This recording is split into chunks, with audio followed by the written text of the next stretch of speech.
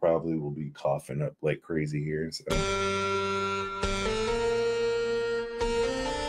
Afro Fish OG.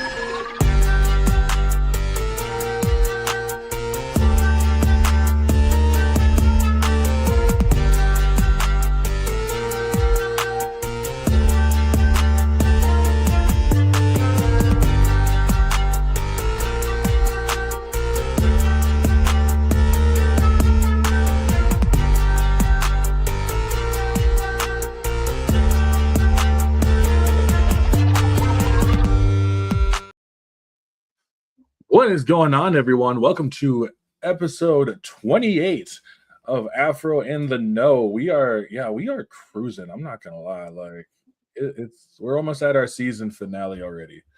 And today I got Mr. Kuma from Nerdy Bear Studios himself. How's it going, my guy? It's good, man. It's good. It's good to be here. I'm glad I could finally make it to one of these. Real excited. I'm happy that you're here. Like it feels like it's been like a long time coming, right? Was it like 5-6 months? It was like, damn, I'm gonna get this, and then like life went by, right? And shit happens. Life be lifing, dude. Life, yeah, fuck yeah, life be lifing. But yeah, it's all good. It's all good. So. But I'm like I said, I appreciate you being here. I know this is like, I don't know if like an evening one. I was always worried like evening ones work or whatever. But like, it seems that it's all gonna pan out. Actually, I was supposed to have another podcast beforehand, and actually that fell through. So I was like, okay, at least got one more. So it's all good. But for the people who are like who don't know, this usually I just let them have the floor, and it's just kind of I shut the fuck up. So. Cool. For everybody, yeah, tell them what you're all about. I'm a certified yapper first and foremost, so I might be known to be told to shut up. But for those that don't know, I'm a game developer. Started out solo. I have a team. We're based here in Atlanta. Nerdy Bear Studios is the studio, and we function a little different. Our focus is on representation. That's kind of what pushed me into this industry. I love games. Yeah, I wanted to make video games, but I know that specifically for Black folks, people of color, a lot of marginalized groups, like the stories, if we were included in those, we weren't writing them or creating them. So I come at, my development with that always in mind, first and foremost. Been in business since 2018. Before that, I'm classically trained software engineer, went to University of Georgia, then Arizona, graduated, got dual bachelors. So I do infrastructure engineering and software engineering for my day job, but I make video games at night. I'm like video game Batman, I guess. That's definitely one way to look at it. That's interesting. So you're like went to Georgia, so you're a Bulldog, and then what is Arizona? What is Arizona's? I don't know. I went virtual, so you're in virtual. Like, is it? No, I'm gonna have to look it up. No, I feel like I know what it is, and it's gonna bother me now. I should know this because I went to the school, but yeah, I was over it. I didn't care. No, that's fair. That's fair. Like, when it comes to colleges, like Georgia's a big one though too, isn't it? Yeah. Not? I just remember because of like Georgia Bulldogs and like between sports and all that stuff, but yeah, I've never been able to check the actual. And what you got it up? It is a Wildcat. Wildcats. Oh my gosh. There are two of them. There's Wilbur and Wilma.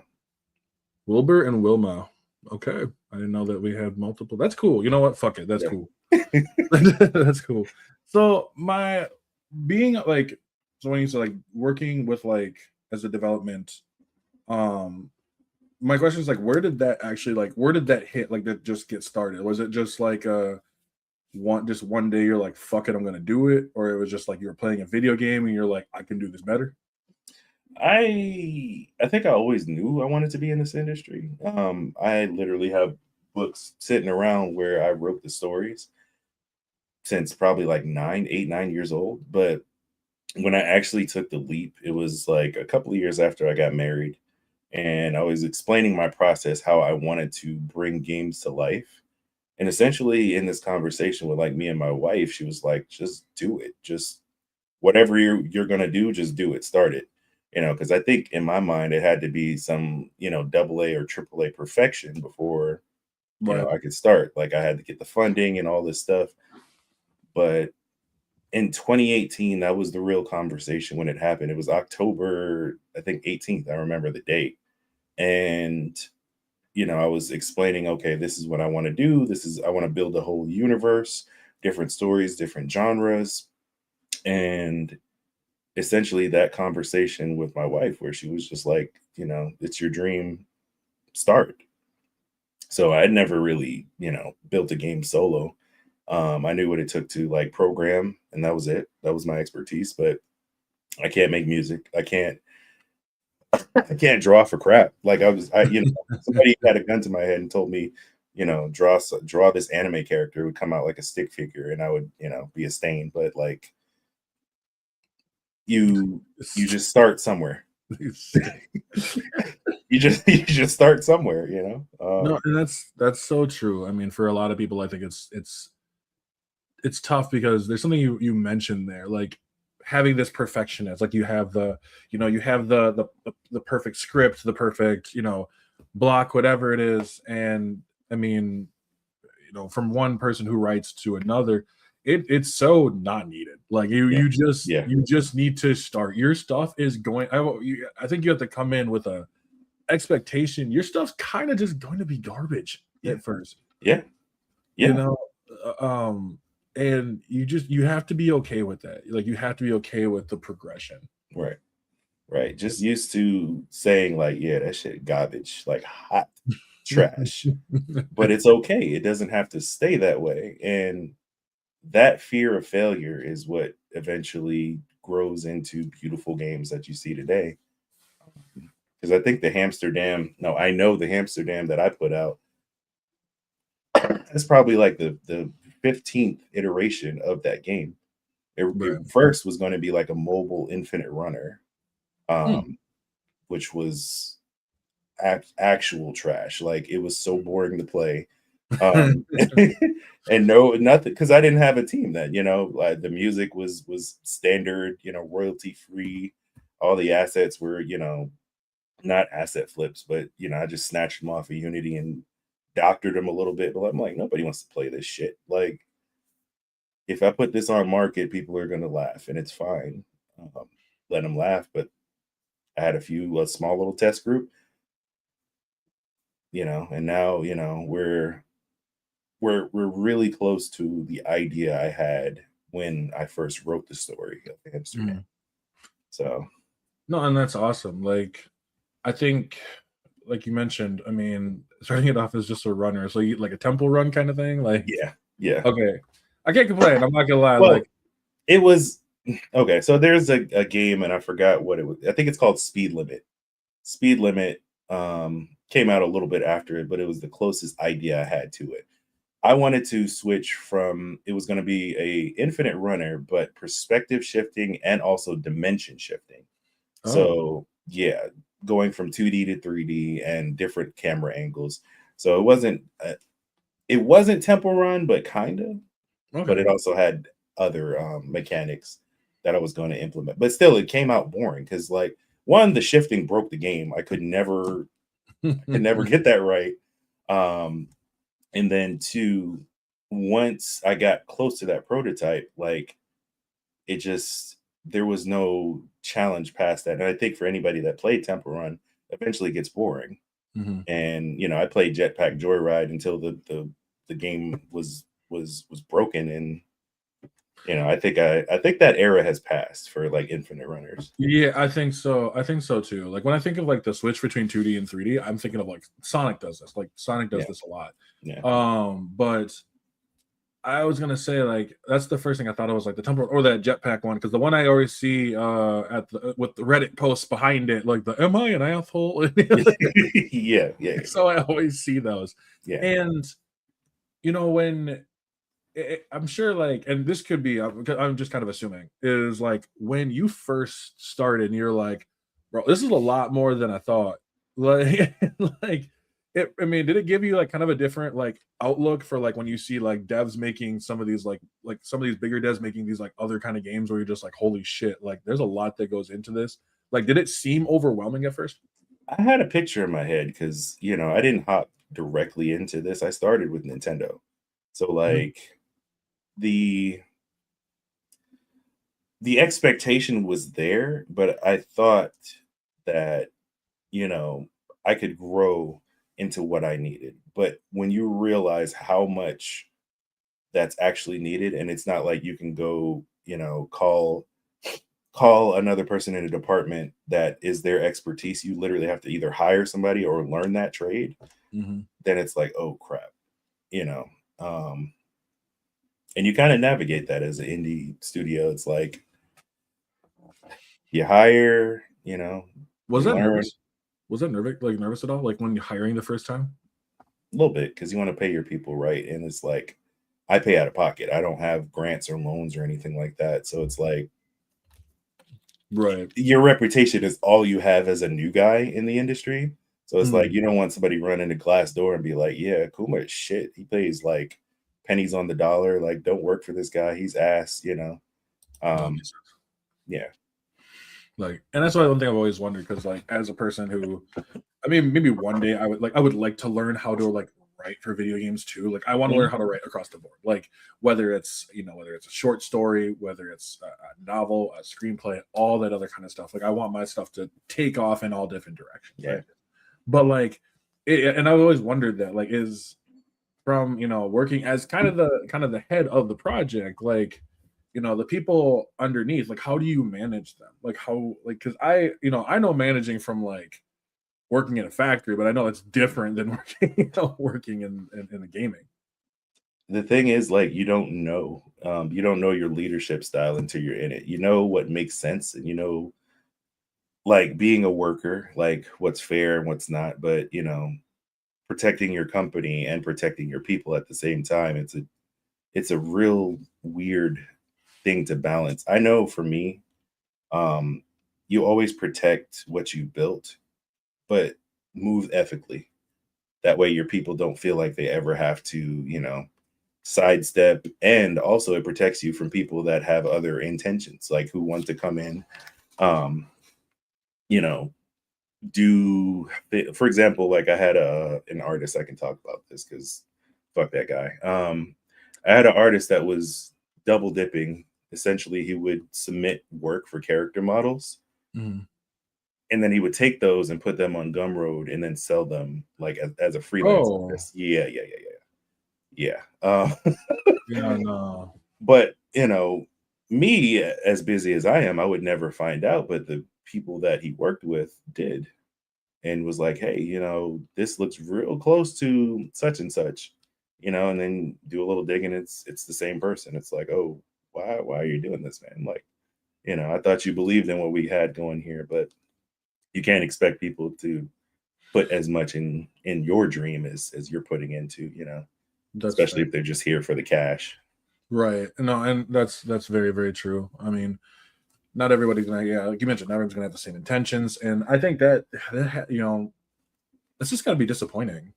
Like, it's just kind of like, I mean, one, that's fucked up. I'm not gonna lie, but like, it's just kind of like, damn, bro, come on, like, why are you being this way?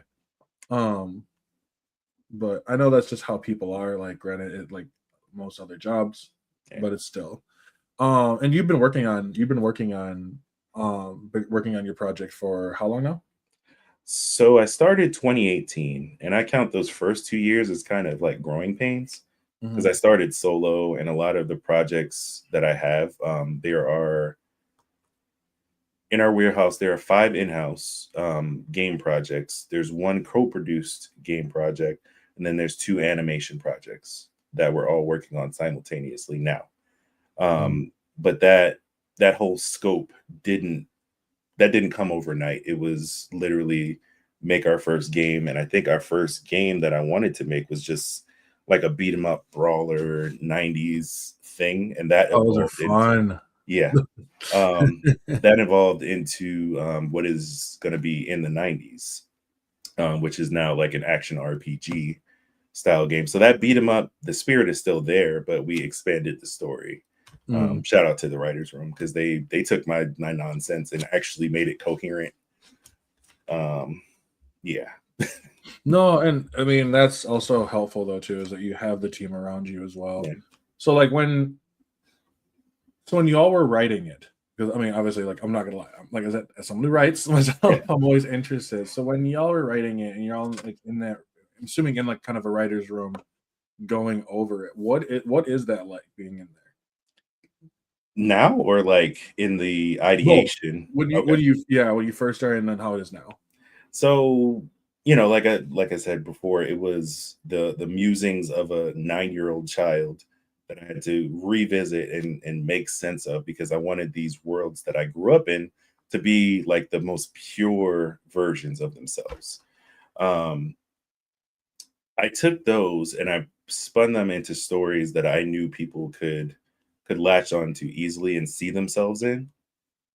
And that was my first, without a team or anything, that was my first idea is make this as relatable as possible and set these in settings that are really important to black folks, like that you could see yourself in like a northern kind of metropolis or a southern, small town. Make a black princess story, where what does that look like? I think I put a post out like not too long ago, like asking the question because I asked it a million times, what does a black princess story look like? Mhm. Um, and going over these creations a million times in my head and then working backwards from where I wanted the stories to end to the beginning. Mm. So I think that was my process. And then when I had a team, it's like 8 different writers, 8 different backgrounds, and answering it's more questions as to how that makes sense. Why this character does this, why this ends this way, and connecting the dots, and Mhm. then actually having like a thought out story. And they take that and then they perfect, episode by episode until we reach the conclusion.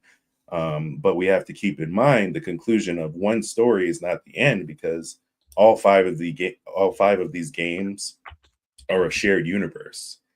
So it's like, okay, we have to keep in mind that Detective Fatback that shows up in Amsterdam is not the same Detective Fatback in the 90s. Like he's 50 years older. He's gonna make, gruffer decisions. He's pissed off at the world because he's seen so much more. He's a young man in the beginning of our universe, and like now he's an old man. So it's just all of these different things, moving parts. Mhm. Shout out to Airtable for keeping our workflow good. But you ask what it's like, it's usually a Discord call and anywhere from 8 to 10 people yelling at each other. Duh. Uh because we're a pretty passionate group and I think that it's all done in love and this as much is their baby as it is mine. Um it's kind of beautiful to see where it is now because it was uncomfortable for a really long time. Um, you know, Like uncomfortable with like just letting people know what your goal was. letting go of the reins as a creator, I don't think anybody is ever really comfortable with that, whether that's putting something on the shelf, bringing somebody new in and, giving them free liberty to say, fix this. I trust you. I trust your craft. I That's know fair. what you can do, you know, and I'm not that guy that this story needs, that this universe needs. So I'm trusting you. That's that's a very scary place to be in, but it's needed.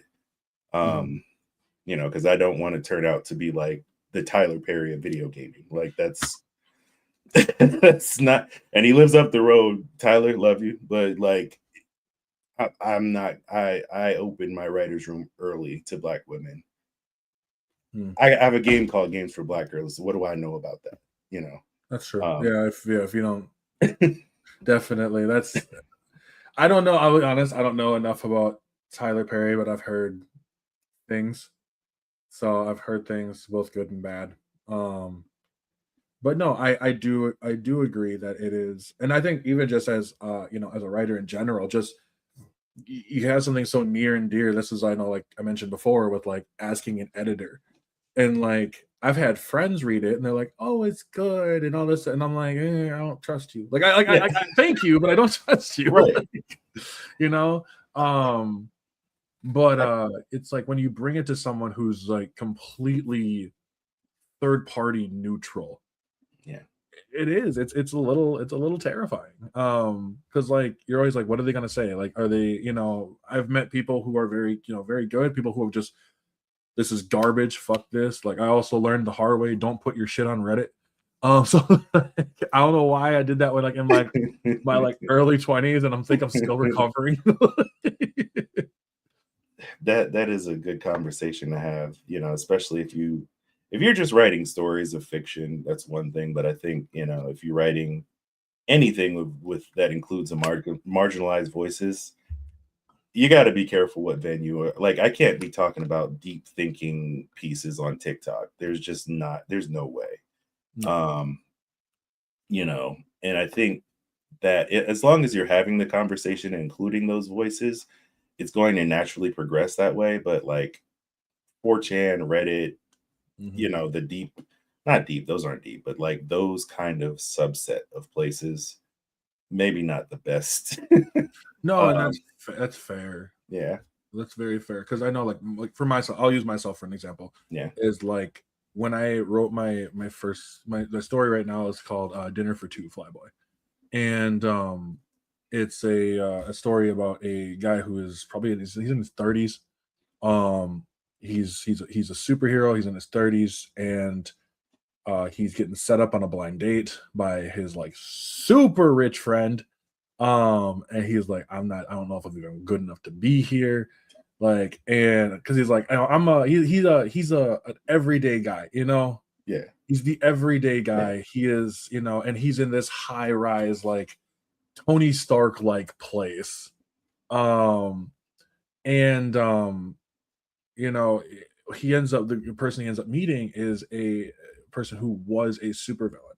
She was a supervillain at one point, and she has since between going to prison, came back, has reflected, has tried to move on, and as they talk, you learn about her, how she progressed from it, and but also there's other characters who they're still hurt over the damage that is done right, that she's done. And so, I was looking at this as just a way to say, hey, this is people. I looked at it as people who recover. I got a friend of mine who went to prison. He came back from prison, and like he's doing better. I mean, we still work through stuff. It's not a perfect chain, but I kind of like it. That's what she kind of reminded me of a bit yeah, was of him as I was writing it, is just a person who has changed, has like reflected on what she's done, and now is like facing someone from her past, mm, that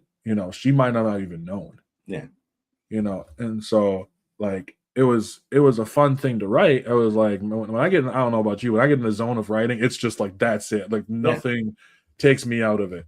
um but it was a fun experience. Like it was a fun experience and stuff, and that's the one I'm sending over.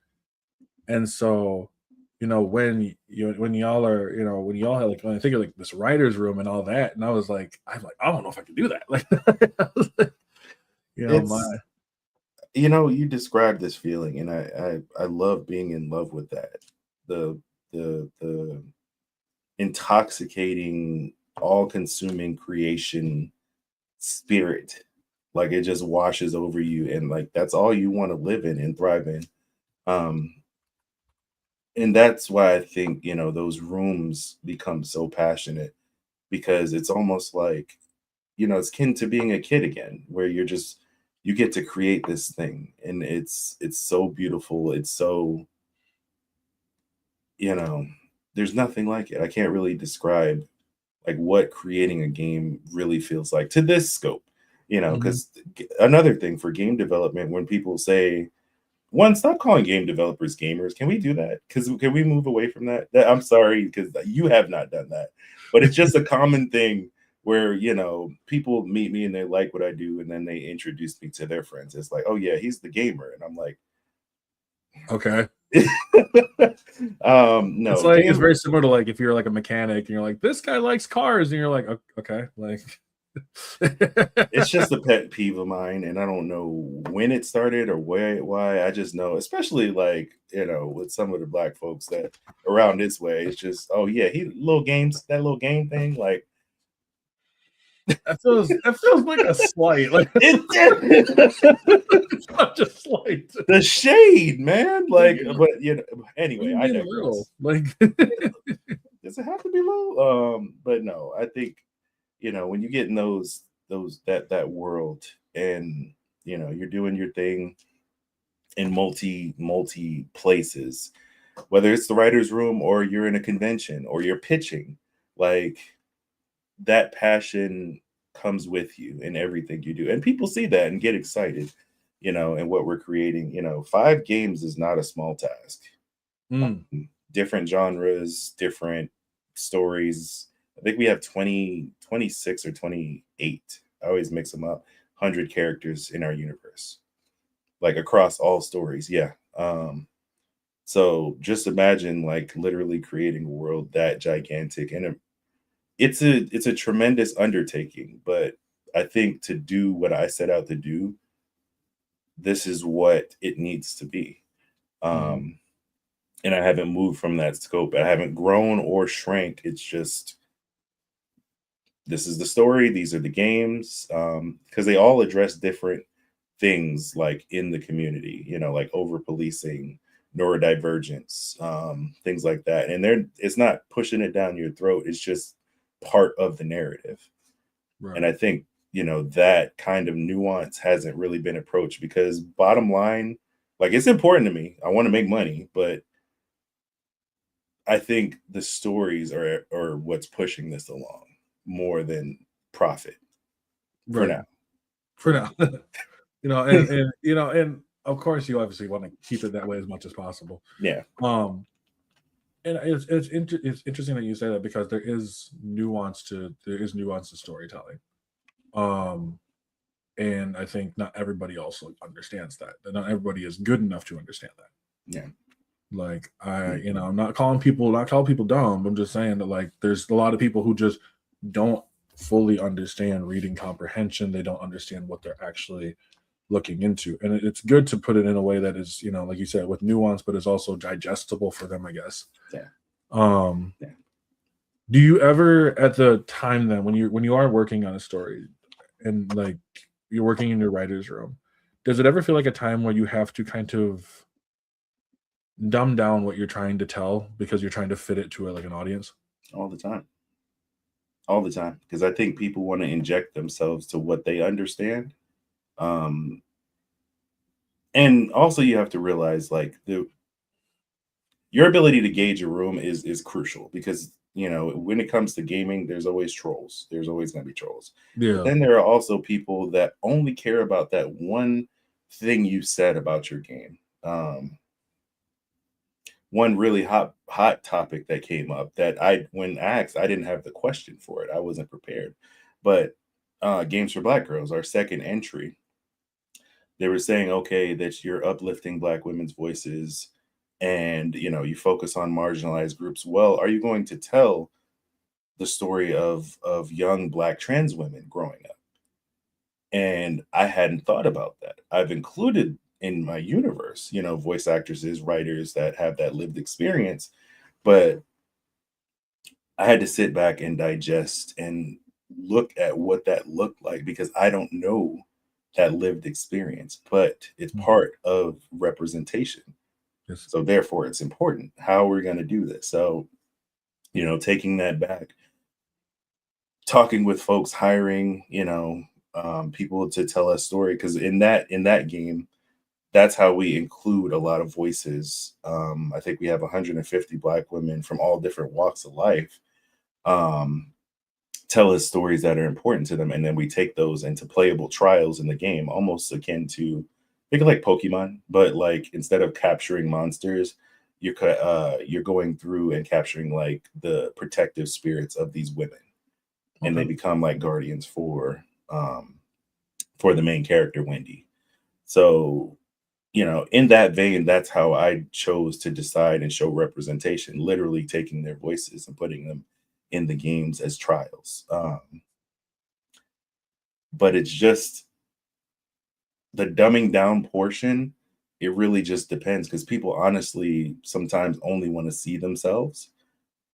There's always going to be somebody that's like, oh, we could have did this better, or you could have did this different. This sucks, because they don't understand. And you can explain a million different times until your face is blue. But for the most part, like when it comes to nuance, your work generally speaks for yourself. Like if you put in the time, the care, like they're gonna see that. But we don't have a million years to make the perfect game. We could just make this game and put it out. Unless somebody wants to toss me a cool million or two, then it's like, gotcha. Like, I'm not saying no.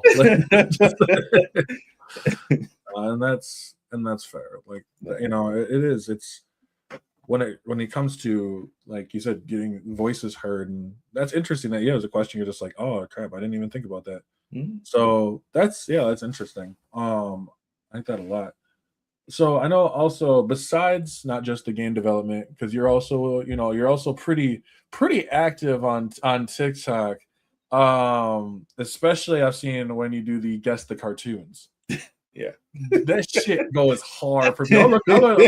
First time I walked into I was like, I'm gonna go pop in and see what they're about. And I'm like, motherfucker, got like 200 some people just sitting in there. Like they are hell bent on being able to figure it out. I'm not gonna lie, I can't figure it out with shit.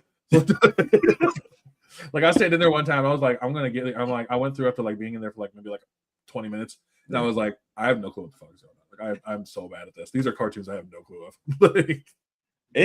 I mean, I think that's akin to me just being obsessive. It might be a little touch of autism when it comes to like my obsession when it comes to animation and games. Mm-hmm.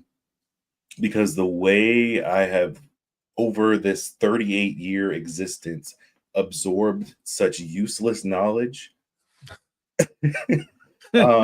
And I think that's what draws people, draws crowd. I make it, as much of a safe space as I can for all generations, because I grew up on literally all generations of animation. Right. So I can respect why Gen Z likes Has Been Hotel the same way your great granddad or granddad loves Camp Candy. Like all of these animations, they just swim around all day up here. So it's like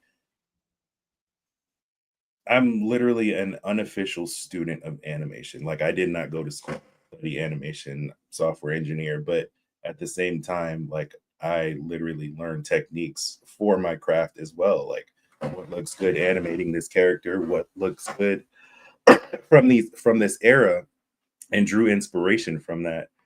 And I think my passion for that just draws people in, because there's like, how does he know all of these? How does he know? And then, a lot of them I get recommended from the crowd. They're like, oh, this is a good one. I bet you don't know this. And it's, every time I'm like, there's a gift. If you want to quiz me, if you really think you're about to put your money where your mouth is, send the gift. And they come up and they can't stump me. And I think that's the thing that keeps drawing it in. Like maybe once or twice there's been a cartoon named that I just have not heard of. There was a Cheers cartoon. I remember actually one of them. There was a Cheers cartoon, and I had no idea it was a thing. The Fonz had his own cartoon. And it was him and this alien that comes out of nowhere. She's a time traveling alien.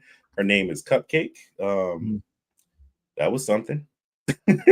And him, his dog, and some other crew, they just go through time trying to get back home with this alien lady named Cupcake, and it was a Cheers cartoon.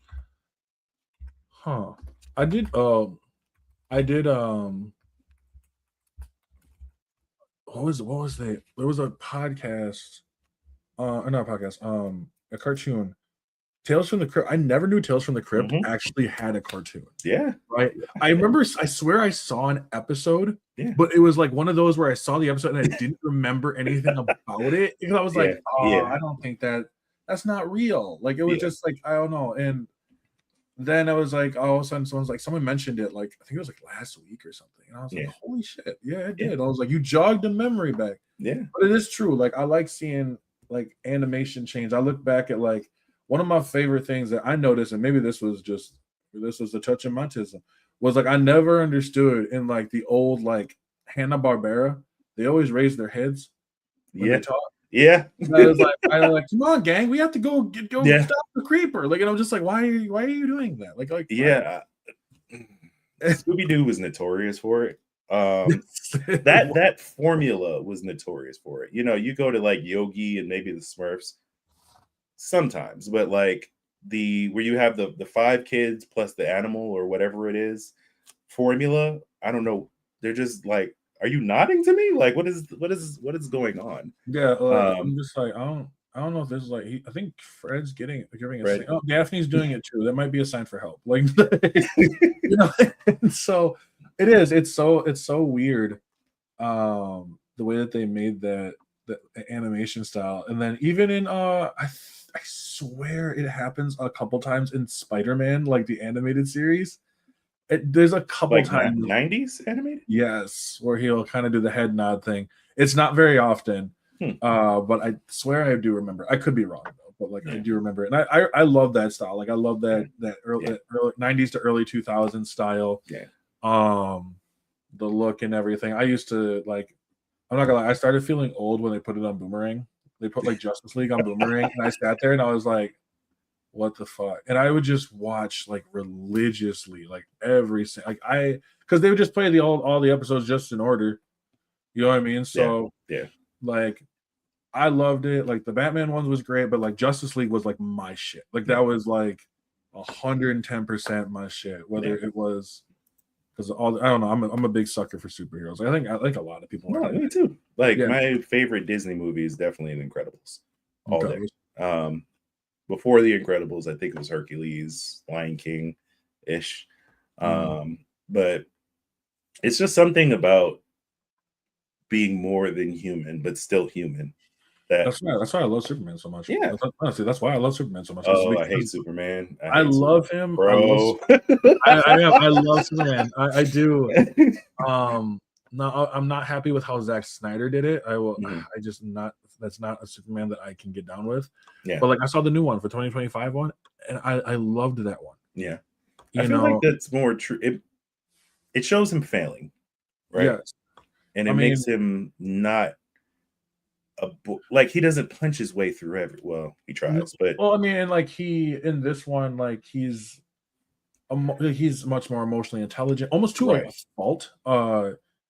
There's a moment in the movie where there's obviously it's in the trailer, but like where him and Lois are going back and forth over what he did over in I forgot what the place is. It's like a fictional country, kind of similar to like the Middle East. Yeah. And like, where what he's talking about, like it makes sense. A person like that, I'm just gonna go and do what I need to do to help them out. Like there shouldn't be like why are there laws and regulations on just trying to help someone?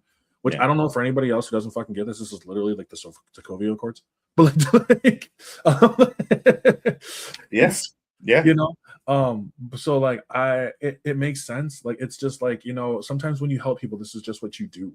And yes, like he's kind of naive to it, like he's kind of arrogant to it, so it makes sense that he's going to kind of really fuck up, but there's a moment where she says something about how she's not good at relationships, and he comes in like he wants to say something, but he just realized that's just not the right time. That's not the right time to say anything, right?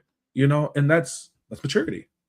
Like that's maturity. Like the first time we see him snap a little bit is when you mess with his dog, which I mean, fair. Like if anybody mess with my dog, like I'm going fucking full Rambo. Like that's fair. Like don't mess with someone's dog, and until you find out whose dog it actually is, and that's probably that's like that's why.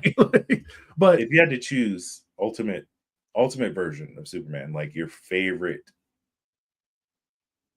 one. It's the Superman from like the animated series, Yep, the animated series, and throughout because they're both the same, right? But through the Justice League as well. That is my version. That's why like that's the same. My favorite version of Batman is the same version, like that version from there. I love one of my favorite things ever is watching Batman help his villains. Like whether it's trying to help out someone, even if they don't want to be like, hey, just like stop yourself for a second. You know, what he did with Clayface, or what he does with he does the same thing with Two-Face. You know, does the same thing with Two-Face. He helped out Harley, the one day where she's like, why do you even help out someone like me? And he's like, I've had a bad day before too. And like that's huge. Like I love that. Like that's that little bit that like makes them just it makes me feel good. It really does. Because my heroes are more than just punching. That's fair. You know? That's fair. I think the archetype is something that I just never identified with. I always like heroes that are STEM based, you know, like your Hulks or Mr. Like Reed Richards, you know, Mr. Fantastic. I mean, not Mr. Fantastic, well, yes, Mr. Fantastic, but also Mr. Terrific. Oh, terrific. Those just spoke to me because, like, yeah, well, you have the Hulk that literally can smash his way through the cosmos, depending on what versions. But you have that duality to them, right? There's intelligence, there's science, and some of the stories told are really, really, really interesting. So we're not to say Superman doesn't, but like when I see his feats and people brag on like the biggest feat Superman does, it literally just seems like plot armor. And that's like and that's why I think my respect for him comes from his soft moments. You know, because Superman is, at least in my opinion, what I've always envisioned Superman and what I've always seen from those. Superman's the type of person who would literally stop what he's doing because he sees a couple kids just going and playing basketball and decides to go play with them. Yeah. You know, that's who Superman is. Like he's just a person who just wants to help. And you know, I mean, it's not like he's made of money. I mean, they kind of rip on it. I think in Batman v Superman when he's like on a reporter's salary, they think they do the same thing in the crossover series too. Yeah, they make a comment about how he's like, you have a reporter's salary. Like, he's like, how can you afford this? You know, and I think that's interesting. That's always interesting. Like John Stewart was always an interesting one to me. Like he's my version of Green Lantern. That is my Green Lantern. Definitely. You know, and speaking of which, I always talk about Static. Static was everything. Like Static was everything to me. It changed me. I don't know. It changed me. I mean, I think it changes a lot. It did a lot just to see him have his own show, his own story, his own narrative, and it wasn't, he wasn't a sidekick or an alternative as people would like a Miles Morales. I think is the most popular now. Like, of course he is Spider-Man, but like when people talk about Miles, like they say Miles, they don't say Spider-Man. And I think that's for obviously other reasons, racism. But like I think, Static literally having his own line of comics and then seeing that being brought to life and then done well. It competed with other, greats of that era where like we were sitting down just as excited to watch Static Shock as like, I don't know for you, but for me, if Static was on, and I don't know who he shared time slots with. I think, it was that like 2002, 2003, I think. Yeah. I don't think he really other superheroes. I don't think it was Justice League into Justice League Unlimited. Until Unlimited. So they did have like kind of, I want to say like competition really with it, but that was the only one. But I mean, Justice League Unlimited is a fantastic show. But then it also led to, I mean, I think one of the most underrated shows, and that's The Batman. 2004's The Batman was, I liked it when I was younger. And I think there was a few reasons. One, I thought it was really just I like the animation. Two, I like how they did some of the villains. Like Joker with the dreads, I love it. Like Joker with dreads. It fits. Like I don't And know then, what it is, and then but Kevin like, Michael Richardson playing the Joker. yeah, And it's just so it matches it so well. Also, a yeah, Joker who can fight. Like, I'm not gonna lie, I love a Joker who can fight. There was some versions of these characters that I love their style, but I don't like their substance. Like, for example, like Mr. Freeze. Freeze is just pretty fucking basic. Like he's he's super pretty basic. linear. Yes. Yeah, Firefly is the same way, even though Firefly is like does he's not that's not what I think of when I think of Firefly. Like I think of like almost like a flying rust bucket, lighting up everything, but he has yeah. this like future tech. I think he was played by James Marsden too. So like it's but like between Catwoman, Clay, I actually like the whole thing with Clayface, being Bruce's friend, Ethan Bennett. Hmm. So he was It's been a another while since I watched it, so yeah, so yeah, it's amazing. I have an amazing memory for the most useless shit. So like but that so like Ethan Bennett was cop along with Detective Yin, okay. and I believe Ethan got kidnapped by Joker, and then he started like trying to hypnotize Ethan Bennett.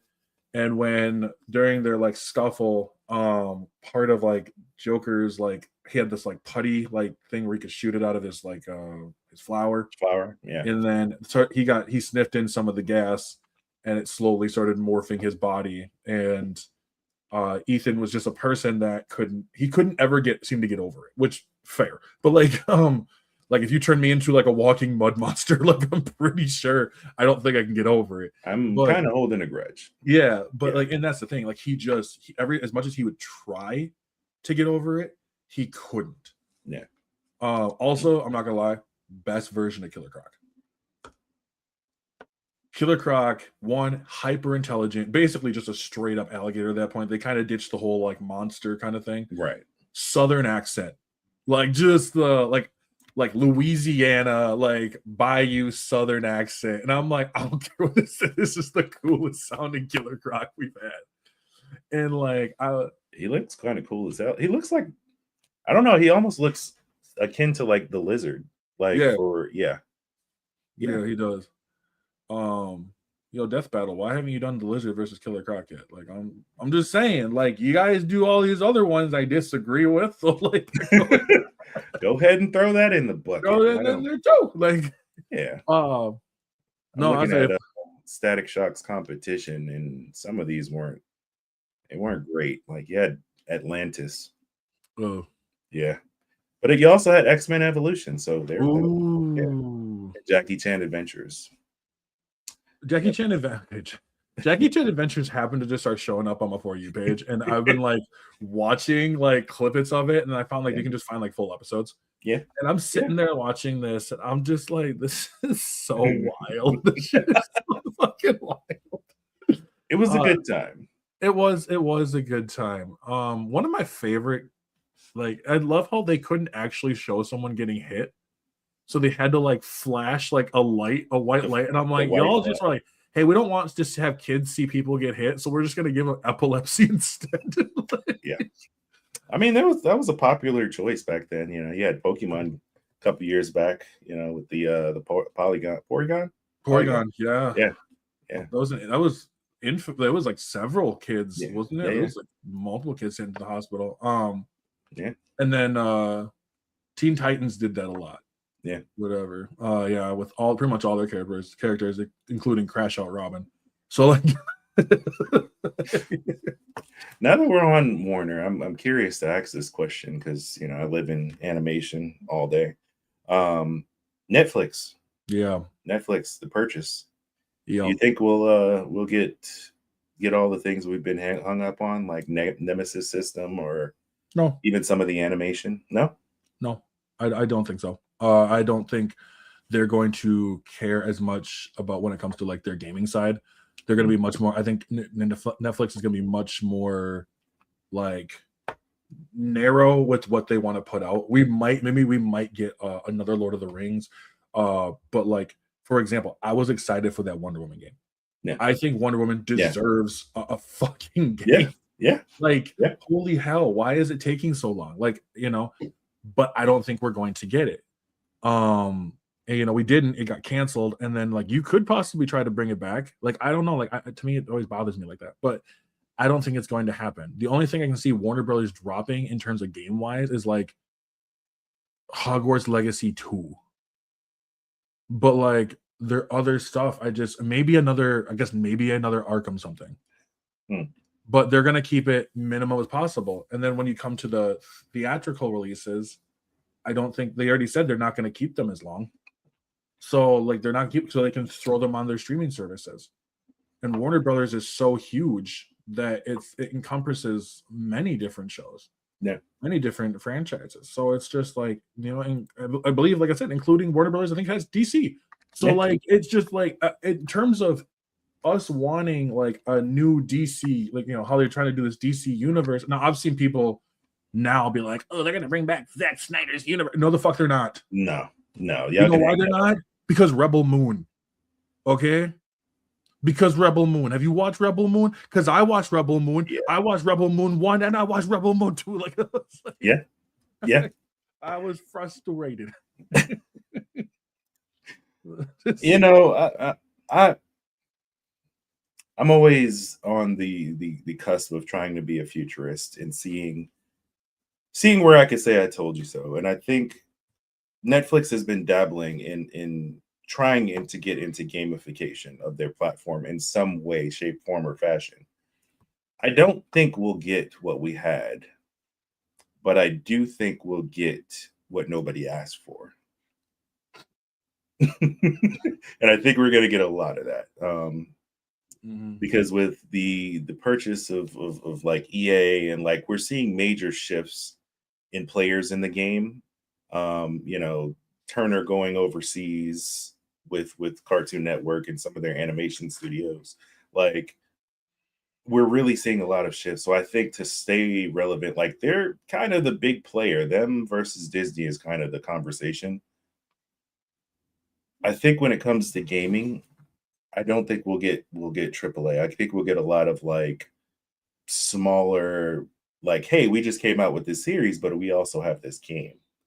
Oh yeah, I know the rise of the movie-based games again. Right. Like I know personally, you know, for a while, Aaron Magruder was shopping around for a game. You know, he wanted to make a game, and now that is part of this acquisition. So I see that being on the rise. The Boondocks was part of the acquisition. I see that being on the rise because people are still kind of hungry for Boondocks. Yeah. And Netflix does listen to what people want. So they'll dip their toe in the water, and that would be part of that. That would be part of that. Now, what that looks like, I don't know in a format, but you know, hopefully it's just not awful movie-based games like you know.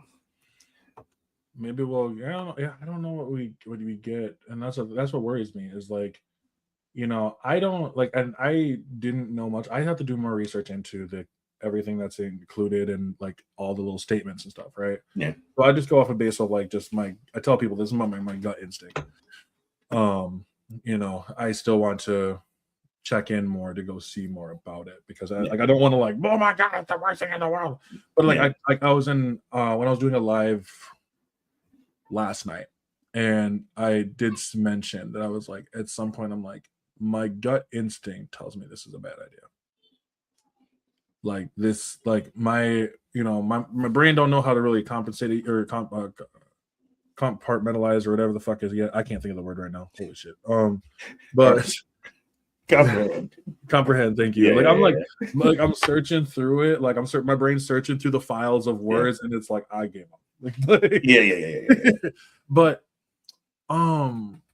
yeah, I just, you know, my gut instinct tells me this is not going to be a positive. And like the more that these bigger Amazon and everyone are just trying to scoop up all this stuff, it's really going to start to affect the games that we actually get, the quality of games that we get. Yeah. I think it's going to, you know, and I want to be positive and say that like they could make good stuff out of it, and there's always a possibility, but I just don't know. Like I don't like the fact of like moving, you know, big things. Like let's say like we're gonna get the Supergirl movie, right? Supergirl movie. I'm excited for that. And Yeah. like we're gonna lose the Supergirl movie, and because it's only gonna be out there for like what, maybe a month, not even, Yeah. you know, and then that's it. Like, and then it goes it goes straight to streaming. Okay, so then you're literally like killing the fucking theatrical industry. It's been on a decline for a really long time. I was sitting with a close friend um, that moved from LA here because, there's 30 minutes up the road. There's two different big studios that always had filming. So I got her insight. She's a stunt woman. What do you think is, because I know as far as gaming and animation, I know kind of what's going on, but do you think, movies in Hollywood are look like? And she's like, it's dead. You go to the WB lot, and when they're filming something, we're the only ones there. There's not WB here, WB in LA. Right. But here there's a few TV shows filming, and that's it. Georgia's economy is tanking when it comes to entertainment because they didn't renew a lot of the contracts. So when I see things like this and major shifts in hands of players, it's almost like I know what we're leading to, and it's a renaissance. It's going to be a renaissance because I smell a crash coming. There's just too much going on. I feel like WB was purposely tanking their projects to sell low balls, so probably they can, when things crash, buy it back for even lower. Probably. And this is just me just researching how businesses have operated in the past, and this seems like that kind of situation. But just seeing how it is now, and like on the movie side and production side, and seeing that things are almost a former shell, like Hollywood. And I hear this from a lot of people, voice actors, stunt people. Hollywood's dead right now. That makes me think then, like, do you think that we're gonna see the more like, okay, so like the success of a show like Hell of a Boss and Has Been Hotel, right? Mhm. Like, the personal opinions on what they are aside, do you think we're going to be seeing more of those then? Because they can start looking at these indie animators, indie projects for, I'm assuming, and I'm not, this is just assumptions. I'm assuming cheaper than they could a bigger studio. They already have everything filled. I just gotta produce it at this point. You already have everything done. Yeah. I don't gotta worry about it, and once we get to, like, let's say a season 2 or whatever, then we can start working about the stuff more. But until that time, you already got everything. Like, you already have the designs, you have everything else. I just got to replicate it and put it on the screen. And so I'm not making less over. I'm making more because you already did most of the work. My industry opinion, you're going to see two parties forming right now in the, let's say, 5 to 10 year,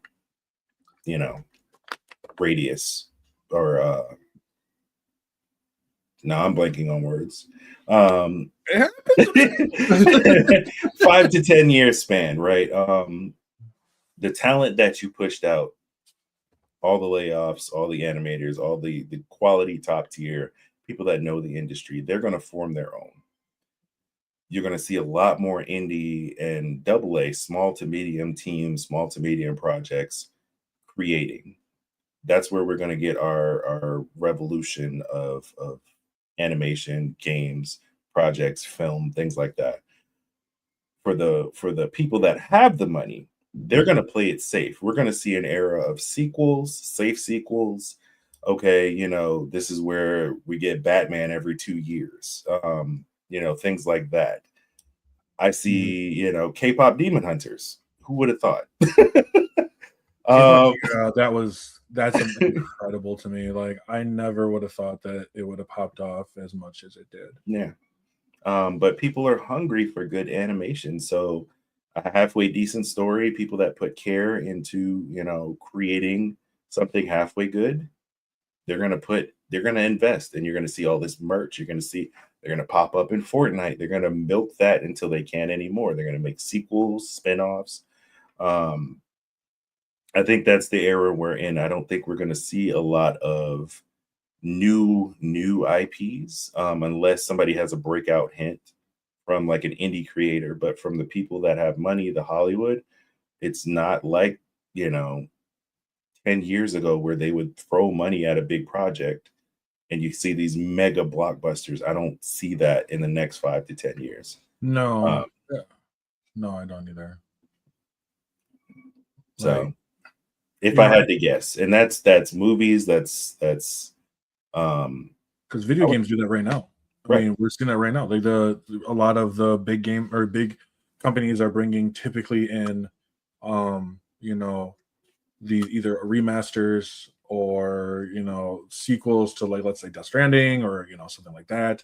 And then the indie style games are where you're seeing everything else. That's where the creativity shines, and that's, I think we've, at least with gaming wise, and I could be wrong. You can correct me if I'm wrong, but I think gaming wise, we are slowly coming to the acceptance of indie productions, indie games are where you go to find your creativity. Yeah.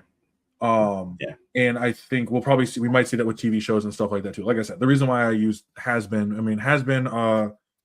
is it Vox Machina? There's another one like that too, where it's where we're gonna see these indie works because it makes more sense to me.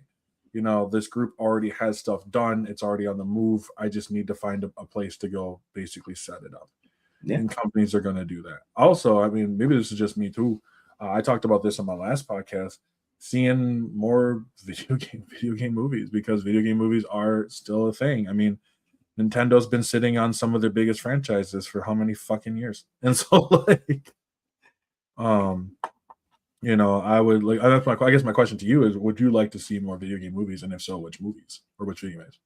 I'll have to dig through my posts. I made a post around the time Detective Pikachu came out, and I said, I'm paraphrasing, I don't remember exactly what I said, but basically the curse is broken, and now that they see that video game movies pull in a crowd, we are going to see a flood of that. And after that, I hadn't read about any announcements. Sonic, Super Mario, F1. F1? Was it F1 or Gran Turismo? Gran Turismo, Twisted Metal, that sad attempt at Drake's fortune. Uncharted, Borderlands. All of these began to flood because people were buying up the rights and IPs to try to make this. I believed with the wane of superhero movies, video games were the next intelligent step, and I've been proven right. Yeah.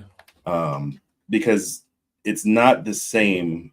Superheroes are formulaic, and there's some people that once they hear like superheroes, they tune out. Video games are different because you can have a Call of Duty that's realistic, but based like a wartime shooter, but then you can also have like a Super Mario or Five Nights at Freddy's. Speaking of Five Nights. Yeah. So I think that's the next horizon that they're going to exhaust. And they have like an endless material because they know if they put a little bit more money into it, not like what was it? I was gonna say Ron Jeremy, good lord. Not that the old 80s Super Mario, kids don't look that up.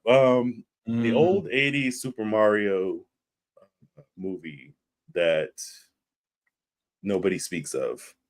They've learned their lesson. Nintendo's learned their lesson. Like, well, they didn't. Wasn't it right after that? They were like, I can't wait to beat up some Dodongos.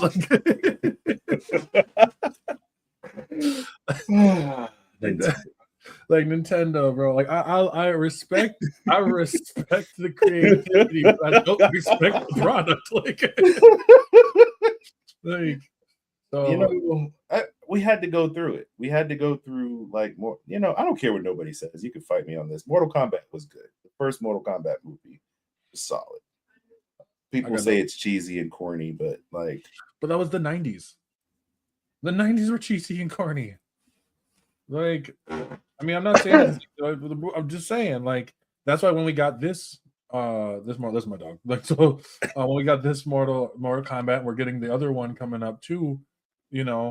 I'm thinking like this is where we get the the better, more stylized. Yeah. Carl Carl Urban playing Mhm, Johnny mhm. Cage, and I'm Yeah, like, oh my god. Like at first yeah, I was like, yeah, oh, I can't, but then I'm like, this motherfucker is great. Like he plays whatever. Like, yeah, yeah.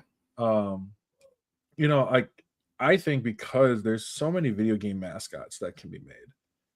Especially because animation's a thing. Like animation's a thing. Like, come on. Like to me, I'm like, I mean, to be fair, like I was talking about someone like we were talking about the Metroid, and I was like, I just don't want to see an animated. I don't know if I want to see an animated Metroid. I wouldn't mind like a 3D-ish kind of anime like style of Metroid.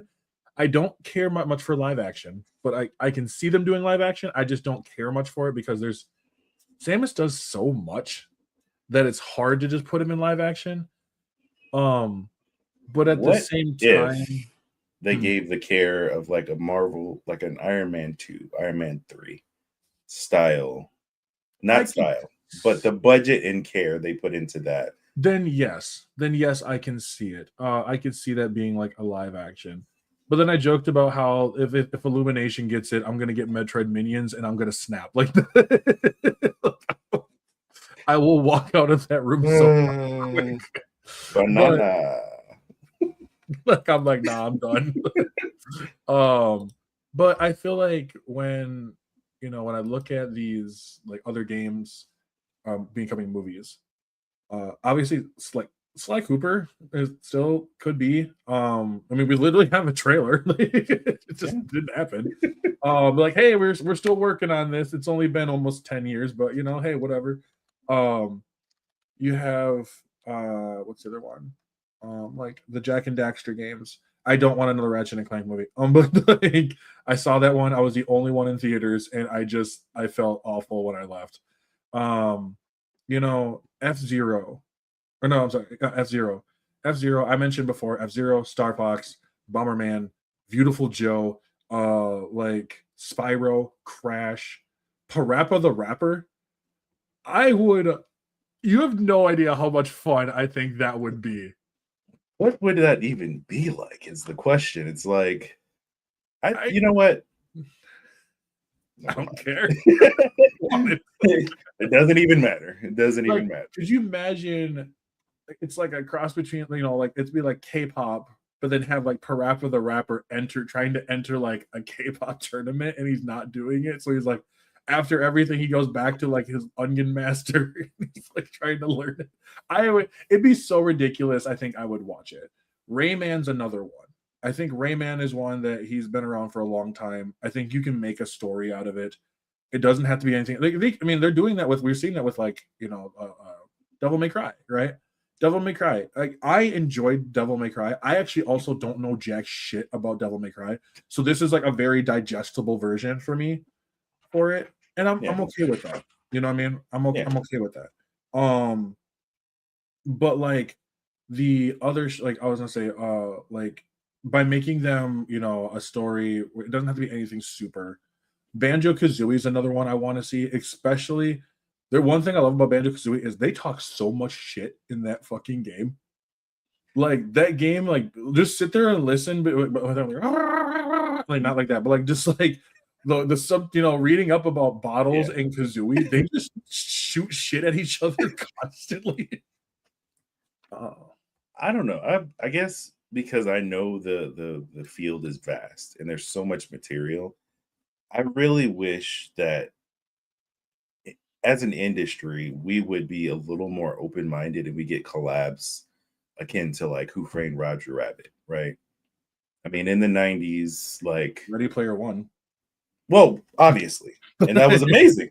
Yeah, That was amazing. But I think like, a platform version of that where it's, Who Framed Roger. Yeah, because a movie nobody talks about now, the Chippendale Rescue Rangers, when that came out, I think around the pandemic, that movie was fantastic. It took the idea of like Saturday morning cartoons and put this spin on it where like people were bootlegging the cartoons, and that's the whole like criminal ring. And it's almost, I don't know, like just the idea and how they like that's good writing.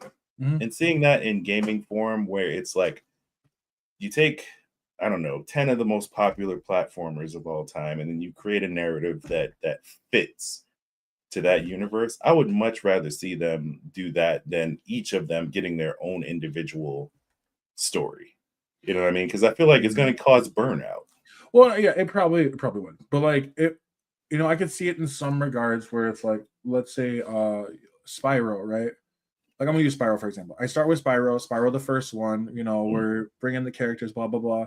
And then let's say you do Spyro 1 and Spyro 2 or something like that. I don't know. Like it's Enter the Dragon kind of thing, right? Right. And then the third one is Skylanders. So you start bringing in Spyro is a part of Skylanders. So you start bringing in things like Skylanders, making like, whether it's like a TV series or something like that. I think Crash could be a TV show. Like they don't all have to be movies, right? Yeah. They don't all have to be movies. Like that's why I think some of them, like Katamari Damacy, would be hilarious in like 10 minutes, like Robot Chicken like skits. Yeah. Like I think that would be funny with it, like a person being like, "Oh my god, my day can't get any worse," and just gets sucked up by the ball, and he's like, "This could be worse." So like a secret level almost, like like another version of Secret Level. Yeah. Some of the big ones are going to get movies. Yeah. Donkey Kong will get a movie. Like we know that's happening. I believe that's on its way. Yeah. It makes sense. One, because man, you can't show the DK crew and then like just not do anything with it. Right.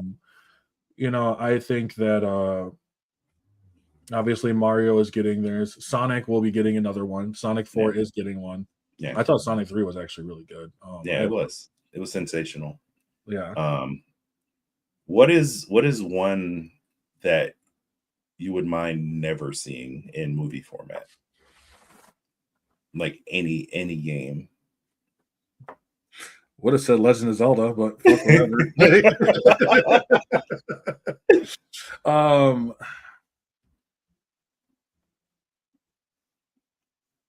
Like something like Infamous or Prototype.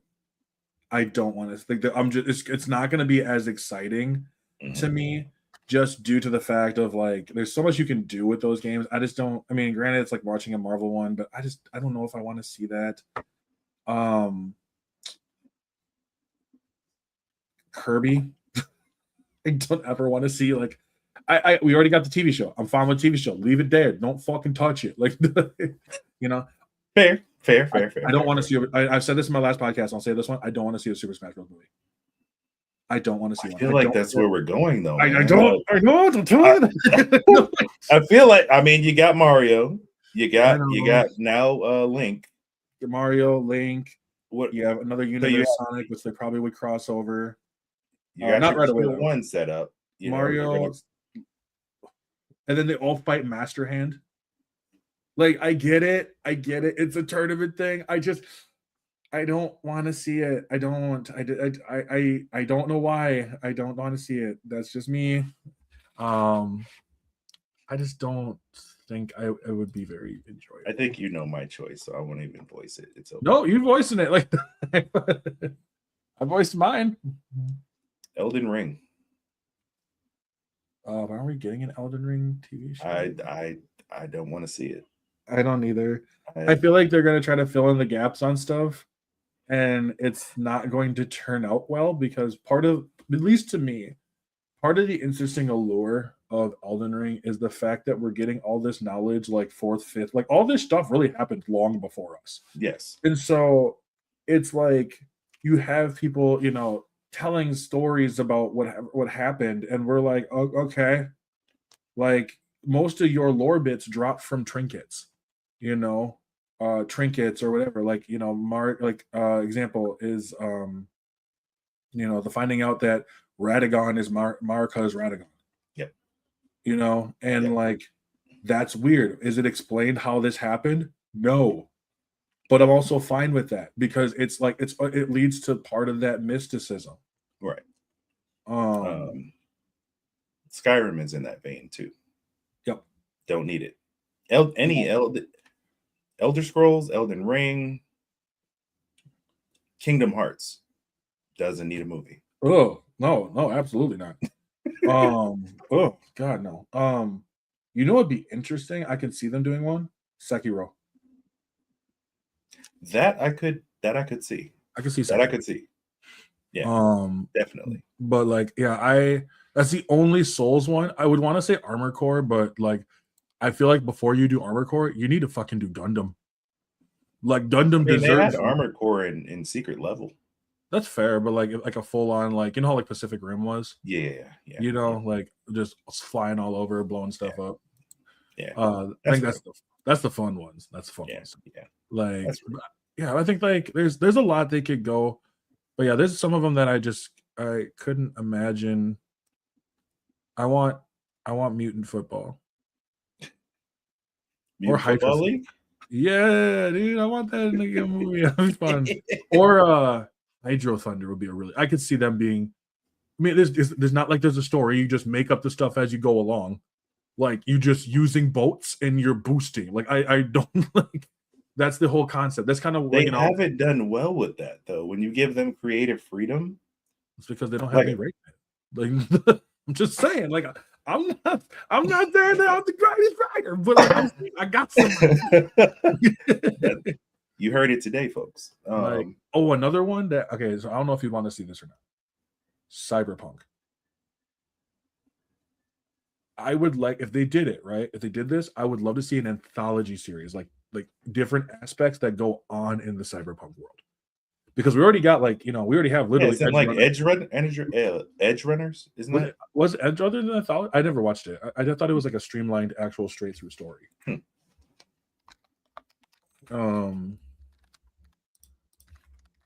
need that. Yeah, Edge Runners. There you go. Yeah.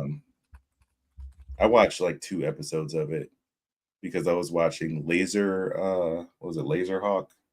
And that was way funnier to me. It was it took precedent. I never went back. But I don't know. I feel like that gets compared to Army Men. Small Soldiers. Small Soldiers is basically. I know. I had some people are like Conkers needs to be a movie, and I'm like, no, the fuck it doesn't. Conkers is one of those that is funny, but it's also funny back in the time that it's at. Yeah. Conkers humor isn't really, it's not translating. Another one is honestly Perfect Dark. I've been waiting for Perfect Dark to. If you're not going to do a fucking TV show, do a movie. Like Joanna. or do a movie. I was really excited when I saw that first trailer, and then I found out that it wasn't even real, and I was so pissed because I was like, dude, this looks great. This looks awesome. I'm excited for this. And then they're like, nah, this is just funny. And I'm like, okay, well, fuck you too. Like you got my hopes up and you shattered them. Before she got the Aaron Easterns treatment, like I really love Joanna Dark.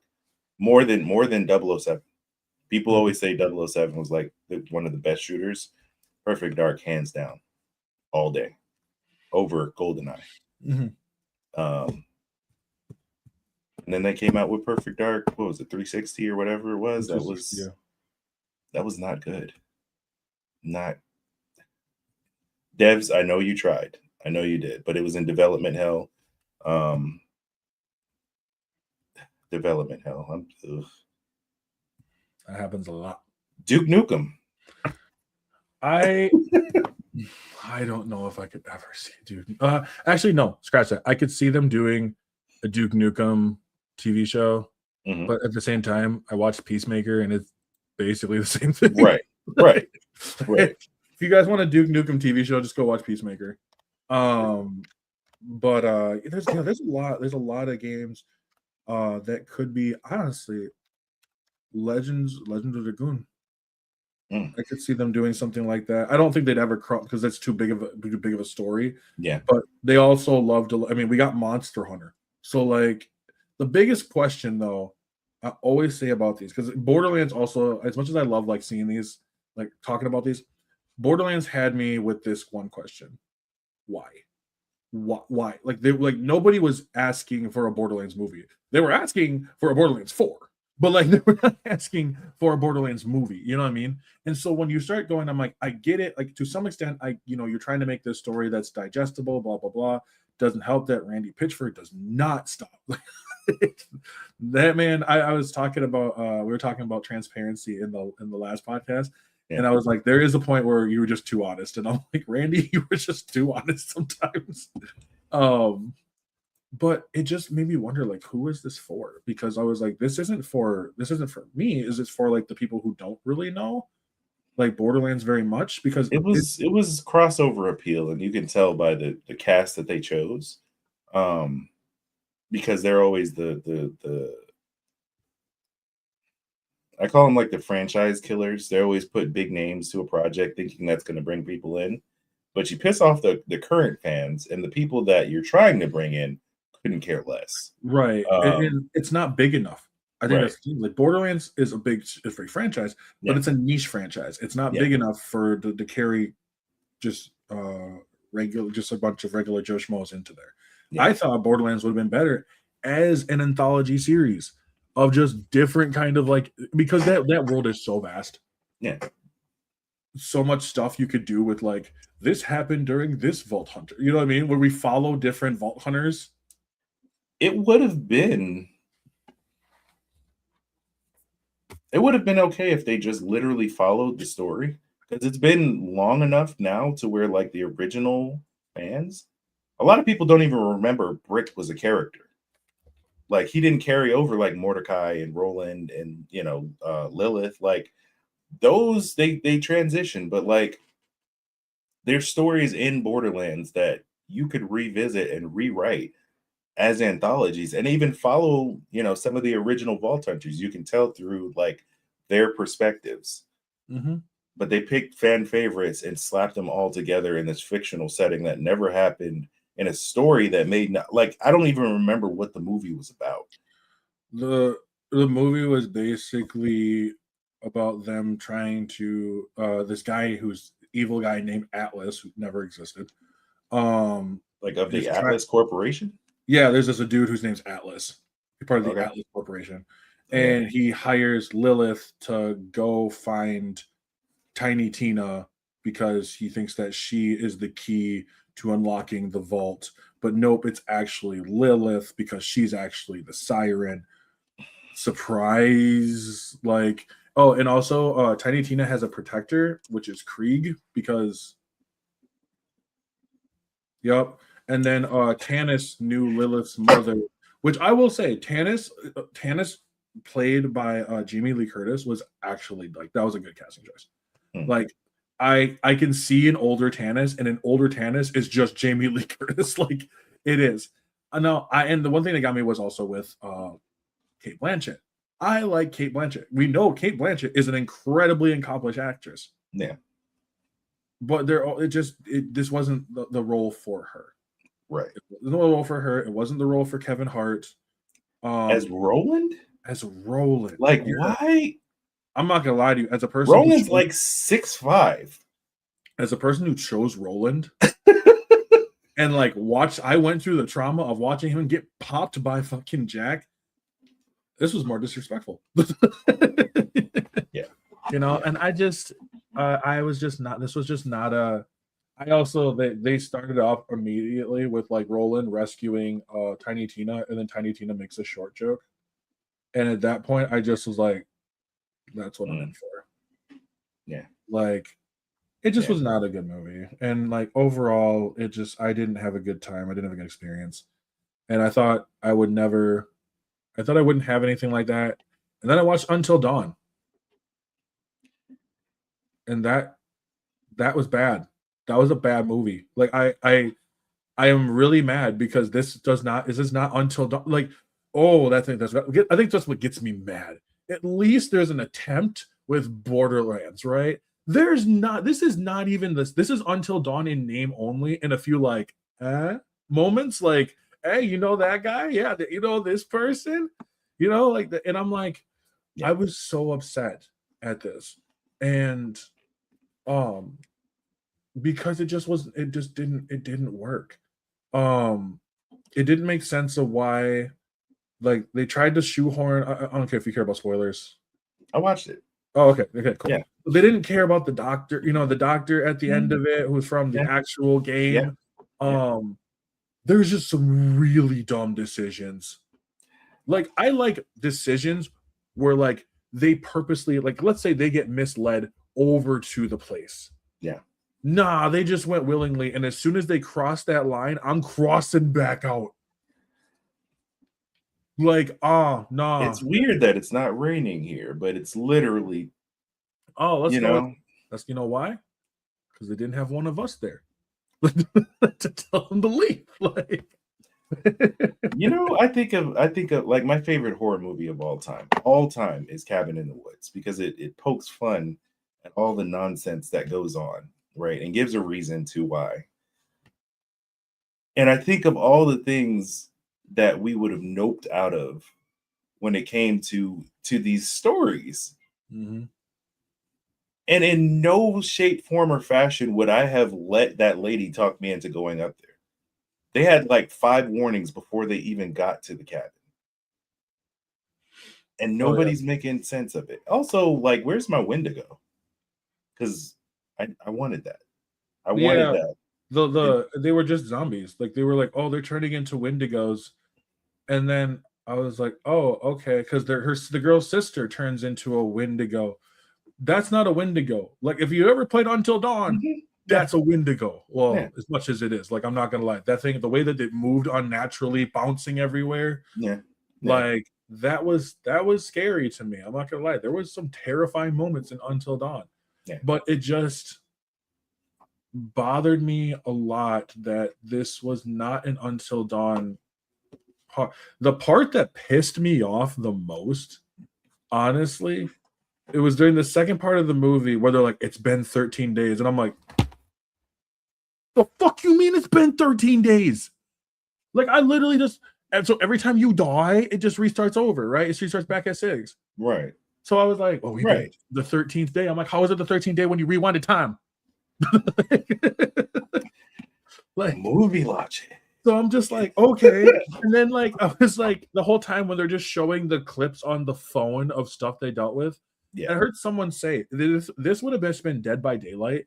It would have made so much more sense yeah, with all yeah, the different kind of monsters and all the other kind yeah, of stuff. And I was like, yeah. yeah, Dead by Daylight. This would have been fine. This isn't Until Dawn. And then you motherfuckers tried to tie it into the fucking game At the by having very the end. truck at the end, the SUV at the end pull into the fucking house. And I was like, no, fuck you. But I was like, no, I was so mad because I love Until Dawn. I think it's a fantastic game. I think it is. I have it actually. I have it at second of my of all the like supermassive games. Yeah. I think actually I was surprised. I think House of Ashes actually became. And I don't know if you played that one, but House of Ashes I thought was. I watched it. I thought it was excellent. I thought it Yeah. was so cool. Actually, it was the one that I was the least interested in. So like when I saw that I was like, bro, this is some bullshit. But yeah, I just mm-mm, I I think, watched two horror movies. They both sucked. the way they like kung paoed us at the end where it's like we'll see you again in the sequel. That Mhm. aside, narratively, the story falls apart within the first 15 minutes of the movie. You're watching everybody get set up and you can call out what's going to happen to people and when. And this is like, even if you don't watch horror movies, they just make it blatantly obvious, but then you're just kind of dragging through just to see what happens and where they tie into the Until Dawn. And like you said, until basically the end of the movie, it's like it's its own thing. Y'all Mhm. literally could have slapped another label on this, and I don't think anybody would have been upset. It would have just been its own thing. You know what also kind of got me with that movie? The But dude that they keep trying to frame as an asshole is the one who's actually making the most logical sense. When they're like, "Well, we need to all stick together," and he's like, "Well, yeah, but like they're trying. Like maybe we should send one. We all know, and if the worst case scenario, we'll just die, and then we'll all just come right back." right. No, that's stupid. And then they like knife him. I was like, "What?" There was no reason to do that.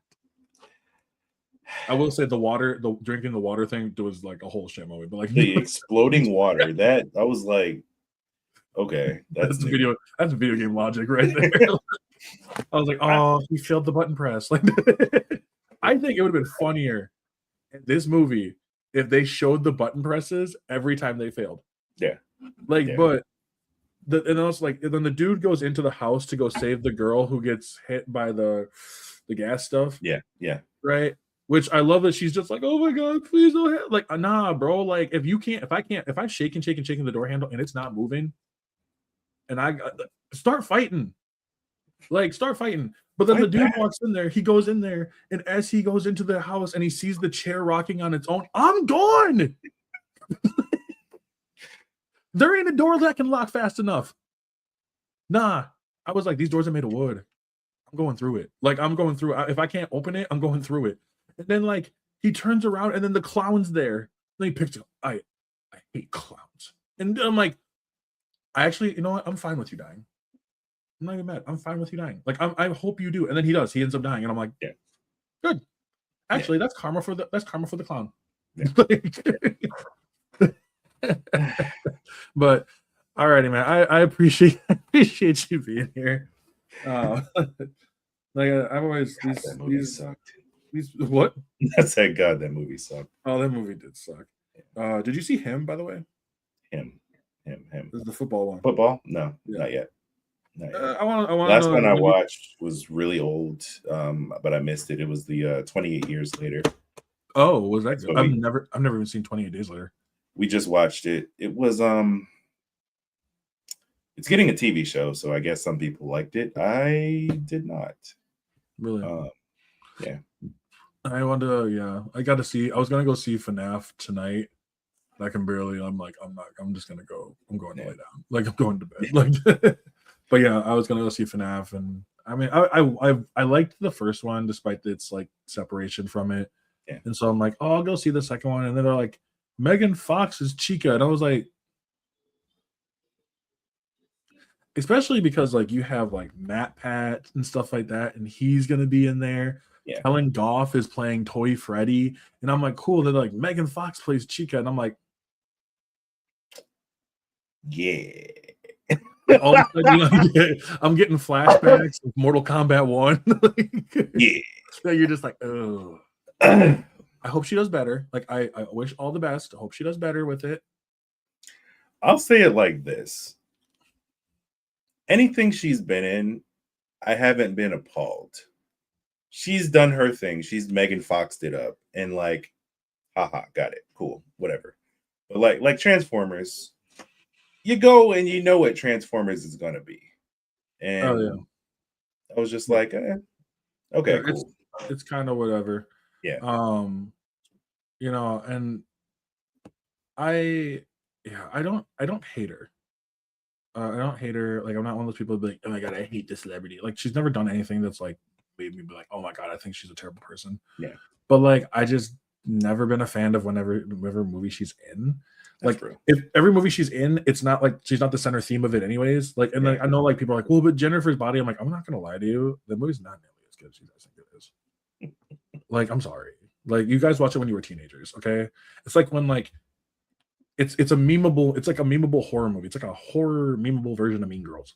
Like, Yes. You know, is Mean Girls a good movie? Not really. But is it memeable? Fuck yes.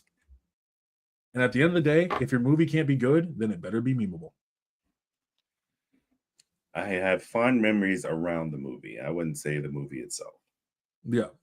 There's just like there's little clippets and stuff like that. Like one day I was like, yeah, it's so fetch. I'm like, I'm gonna make it a thing. So, but alrighty, man. The best thing I want to do before we send off is where can they find you, and just any work that you have that also they can get a hold of as well. Yeah. So the whole plug. Let's see. Nerdy Bear Studios, we have a website. Check us out. We have a demo out called Hamsterdam. It's game 1 of 5 that we're producing in-house.